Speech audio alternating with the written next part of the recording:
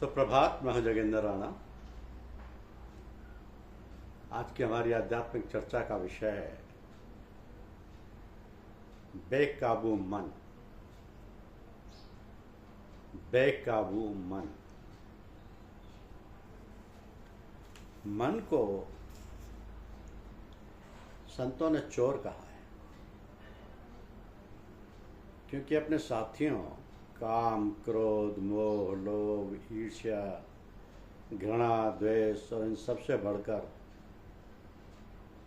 हाँ मैं के साथ मिलकर मनुष्य की रूहानी पूंजी लूट रहा है।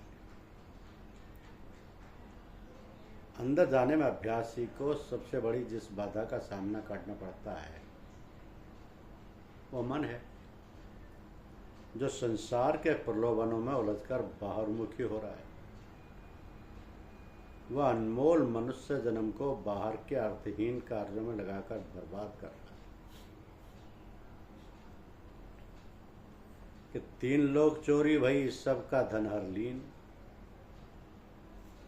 बिना शीश का चोर हुआ, पड़ा न काहू चीन। संसार में ऐसा कोई विरोधी नहीं जिसे मनुष्य ने बस में ना किया हो। उसने हाथी, घोड़े और शेरों को अपने अधीन किया है, राज्यों और देशों को जीता है, परंतु अपने मन को न जीत पाया। तो युगों से मनुष्य मन को बस में करने के लिए अनेक उपाय करता है। जप, तप, तीर्थ व्रत, यम नियम, उपवास, संयम आदि मन को न कभी काबू कर सके और न कर सकते हैं। ऋषि मुनि ऐसे अनेक साधन वर्षों तक करते रहे, पर मन को जीतने में असफल रहे। सब क्रियाएं शरीर को कष्ट देने और दबाने की हैं, परंतु मन जैसे शक्तिशाली वैरी पर इनका कोई प्रभाव नहीं पड़ता। काया, क्लेश, गुफाओं और जंगलों में रहना, हिमालय में शरीर को गलाना आदि कठिन साधनाएं बांबी को पीटने के समान है। इससे मन रूपी सर्प पकड़ में नहीं आता। कबीर कहते हैं कि बांबी कूटे बाबरे, सांप न मारा जाए। मूर्ख बांबी ना डसे, सर्प सबन को खाए। वास्तव में मन की प्रेरणा से ही जीव तीर्थों, पहाड़ों, सरोवरों आदि की ओर दौड़ता है। मन ही उसे पूजा पाठ, दान, पुण्य, व्रत, उपवास आदि बाहरी क्रियाओं में उलझ जाता है।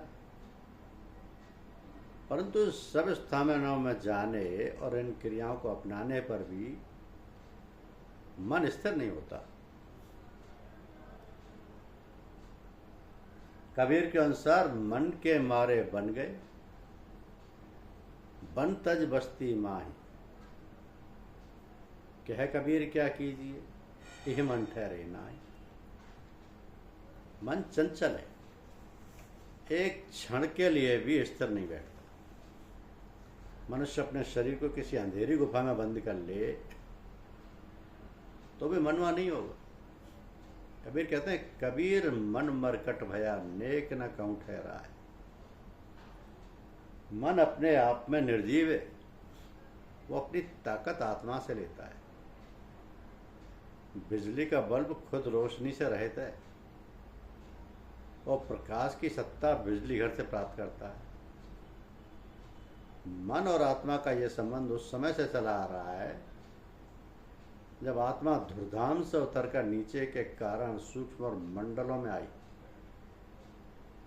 तो जिस प्रकार मन आत्मा की सहायता से कार्य करता है, उसी प्रकार इस संसार में आकर आत्मा भी मन पर निर्भर हो गई। इस स्थूल संसार में कार्य करने के लिए उसे मन का आसरा लेना पड़ता है। तो मन कोई साधारण चीज नहीं है, यह ब्रह्म का अंश है। यह अत्यंत शक्तिशाली और समर्थ है। यह 5 तत्वों से बना हुआ है। जो व्यक्ति इसकी वृत्ति को अंतर्मुख करके इसे उन्मनी अवस्था अथवा ब्रह्म के मंडल में ले जाता है, उसे तीनों लोकों का ज्ञान हो जाता है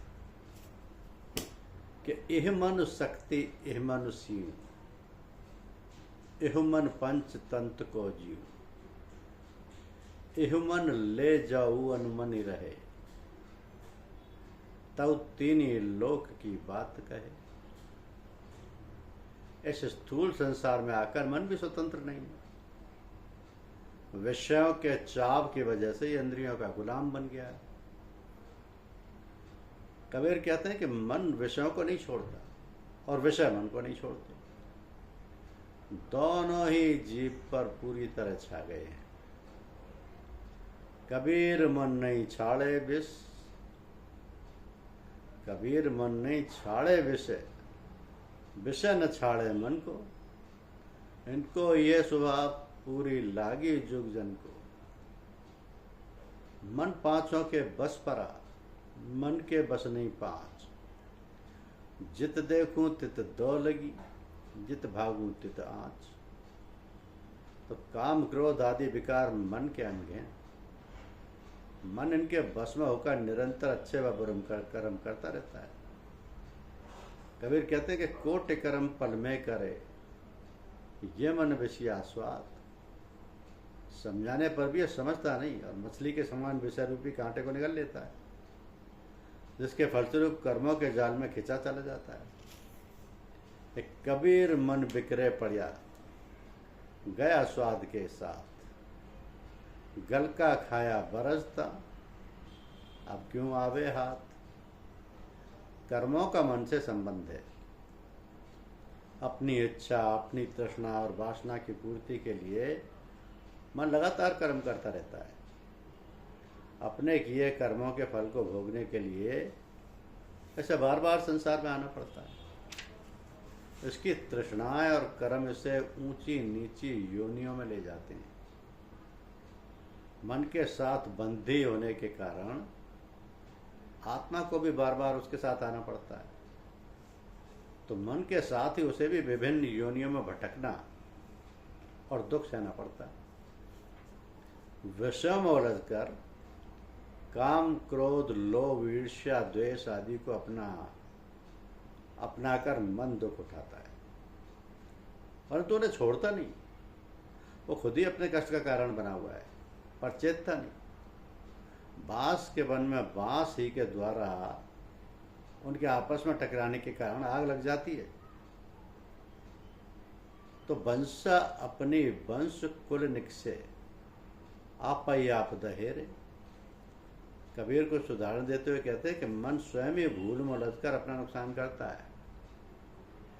दर्पण से बने घर में पहुंचकर कुत्ता अपना ही प्रतिबिंब देखकर भौंक भौंक कर मर जाता है, और बंदर सकरे मुख के घड़े में रखे चने के दानों को निकालने के लिए हाथ डालता है, चने मुट्ठी में भर लेता है, उसका हाथ घड़े में फंस जाता है, और चने बिखर ना जाए इसलिए मुट्ठी नहीं खोलता और पकड़ा जाता है। इसी प्रकार मन स्वयं ही मोह माया में उलझकर कर्म करता है और उनमें बंधा रहता है। तो पद के अंत में कबीर नलनी अथवा चरखी पर लटके तोते का उदाहरण देते हुए कहते हैं कि तोते को किसी और ने तो नहीं पकड़ा, वो खुद ही चरखी को पकड़े हुए। अपनपो आप ही बिसरो। जैसे श्वान कांच मंदिर में भ्रमित भूख मरो, मरकट मूठ स्वाद न बेहुरे, घर घर नचत फेरो। कहे कबीर लल्ली के सुबना, तो ही कब न पकड़ो। तो तोते को पकड़ने के लिए शिकारी घूमने वाली चरखी लगा देते हैं और उसके सामने दाने डाल देते हैं। तोता चरखी पर बैठता है तो चरखी घूम जाती है और तोता नीचे की ओर आ जाता है। यदि वह चरखी को छोड़ दे तोड़ सकता है, परंतु वह चरखी को पकड़े रहता है और शिकारी उसे पिंजरे में बंद कर देते हैं। इसी भाव को एक अन्य पद में कबीर साहब ने इस प्रकार प्रकट किया है कि मरकट मुसटी अनाज को मन बहुबारे लीनी हाथ पसार, छूटन को सहसा पर्या मन बहुआरे नाचियो घर घर बार। जो नलनी सोटा गयो मन बउआ रे माया यू बेहराव। जैसा रंग कुसुम का मन बउआ रे तेऊ पसरियो पासारू। यानी मन जो कि आत्मा के लिए संसार में बरतने का एक साधन था, आत्मा पर हावी होकर उसके दर्द और परेशानी का कारण बन बैठा है। इस प्रकार युगों युगों से वह आत्मा की रूहानी ज्योति को नष्ट कर रहा है। वह अमरबेल की तरह आत्मा पर छाया हुआ है। हर जन्म के साथ जीव एक नया शरीर लेता है और मौत का साथ छोड़ता है, परंतु मन हर अवस्था में आत्मा से चिपका ही रहता है। इसलिए कबीर कहते हैं कि माया मोही न मन हुआ मर मर गया शरीर। मन हमेशा बदलता रहता है, कभी ये भक्ति की ओर जाता है तो कभी विषय वासनाओं की ओर, कभी ये शांत और नम्र रहता है तो कभी क्रोध और अहंकार से भरपूर। तो यही मन अगर गुरु की शरण ले ले तो निस्संदेह गुरु उसे अपना कर शांति प्रदान करेंगे। मन मोटा मन पात्रा मन पानी मन लाए। मन के जैसी उपजे तैसी ही हो जाए। मन दाता मन लालची मन राजा मन रंग। जो ये मन गुरु से मिले तो गुरु मिले निसंग। तो सतगुरु के उपदेश का सबसे आवश्यक अंग मन को स्थिर करके शरीर के 9 द्वारों से समेटकर आंखों के केंद्र पर एकाग्र करना है। मन अनगिनत युगों से बाहर भटकने का आदी है और इसे विषय भोगों की लत लग गई है। कबीर कहते हैं कि मन को विषयों में छुड़ाकर पवित्र करना आवश्यक है। मन के पवित्र होने पर ही आत्मा उस परमात्मा में समा सकती है जो कि स्वयं निर्मल है। तो जब लग मन ही विकारा तब लग नहीं छूटे संसारा। जब मन निर्मल कर जाना तब निर्मल माही समाना। यानी मन को पवित्र करने का उपाय उस शरीर के 9 द्वारों से समेटकर आंखों के पीछे लाना है। यहाँ आने पर मन को आंतरिक रूहानी मंडलों का आनंद प्राप्त होने लगता है तथा उसकी वृत्ति अंतर्मुखी हो जाती है। तो मन कोई साधारण शक्ति नहीं है, यह ब्रह्म का अंश है। इसका असली घर त्रिकुटी अथवा ब्रह्म का देश है। जब अभ्यासी अपनी रूहानी यात्रा में इस देश में पहुंचता है तब मन अपने मूल स्रोत से मिलकर शांत हो जाता है। तो मन को इस स्थान पर लाना ही इस विषय पर विजय प्राप्त करना है। संत जब मन को मारने, मन को पीसने, मन को निर्मल करने, मन को जीतने, मन को मनाने आदि की प्रेरणा देते हैं तो उनका भाव त्रिकुटी में पहुंचकर मन को उसके मूल स्रोत में मिला देने से है। विषय में डूबे मन रूपी मदमस्त हाथी को मार दो, मन को पीस कर बारीक कर दो। मैं मनता मन मारे रे नाना कर कर पीस। इसी भाव को वे और स्पष्ट करते हैं कि मन को मारने से तात्पर्य है कि उसे बाहर से घेर कर अर्थात समेट कर शरीर के अंदर एकाग्र किया जाए। मैं मनता मन मारे रे घटऊ माही घेर। जबई चाले पीठ दे अंकुश दे दे फेर। तो ये संकेत है कि हार जब जाए मन तुझसे चढ़ा दे सुर्त को गगना। और गुरु अमरदास जी फरमाते हैं कि जब मन मान जाता है तब आत्मा रूपी ज्योति उस परम ज्योति में मिल जाती है और प्रभु के धाम में पहुंचकर शोभा पाती है कि ज्योत ज्योत मिली मन मानिया हरिदर शोभा पावनिया। इस अवस्था का इशारा करते हुए कहते हैं कि जब अंतर में वह कमल प्रकट हो जाता है और ब्रह्म का निवास है तो मन रूपी भ्रमर मुग्ध होकर रह जाता है। अर्थात जब तुभ्यासी त्रिकुटी में जो ब्रह्म का मंडल या देश है पहुंच जाता है तो मन उस स्थान में लीन हो जाता है। इसके बाद ही आत्मा मन के बंधन से छूटकर ऊपर के परम निर्मल चेतन मंडलों में प्रवेश करती है। अंतर कंवल प्रकाशिया ब्रह्म बासता होई। मन भवरा तई लुभ दिया जानेगा जन कोई। तो मन को एकाग्र करने, उसे निर्मल और अंतर्मुख करने का साधन कबीर तथा अन्य संतों ने नाम या शब्द का अभ्यास बताया है। जैसे जैसे मनुष्य शब्द को सुनेगा वैसे वैसे उसे आंतरिक रस प्राप्त होगा और उस रस के अनुभव के बाद संसार के रस फीके लगने लगेंगे। इह रस छाड़े उह रस आवा, उह रस पिया एह रस नहीं भावा। तो मन पर्वत के समान विशाल और कठोर था परंतु जब इस पर शब्द रूपी टांकी की चोट लगी तो इसके अंदर से सोने की खान निकली। तो शब्द की खोज करके मन को बस में कर, यही मालिक से जुड़ने का सहज मार्ग है।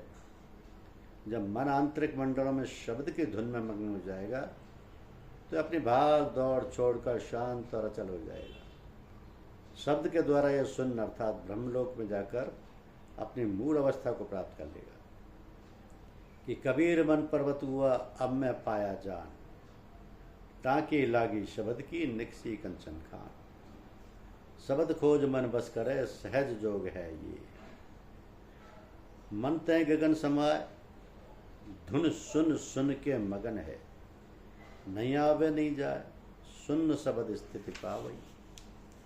संत दादू दयाल भी कहते हैं कि मन नाम के सिवाय और किसी उपाय से एकाग्र नहीं होता। दादू कोट जतन कर कर्म हुए ये मन से दिस जाए, राम नाय रो क्या रहे नाही आन उपाय। इसी प्रकार नानक देव जी कहते हैं कि गुरु के शब्द के बिना मन स्थिर नहीं हो सकता। बिन गुरु शब्दे मन नहीं ठहरा, और यह माया में मुग्ध मन शब्द के अभ्यास से छुटकारा पाता है।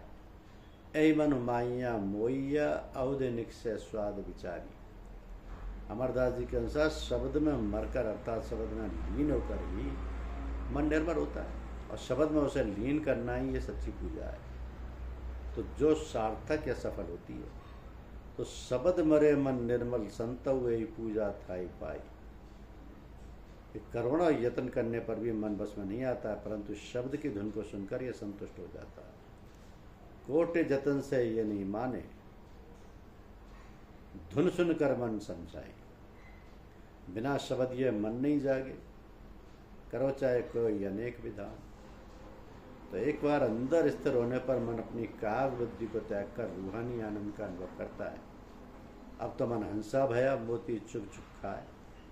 मन अत्यंत सूक्ष्म होकर तीसरे तिल से अंतर में प्रवेश करने के योग्य हो जाता है।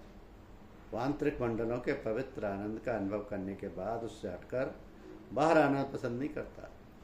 कबीर मनुआ तो अंतर बसा, बहुतक झीना होए, अमर लोक सुच पाइया कबहु न प्यारा हो। धन्यवाद।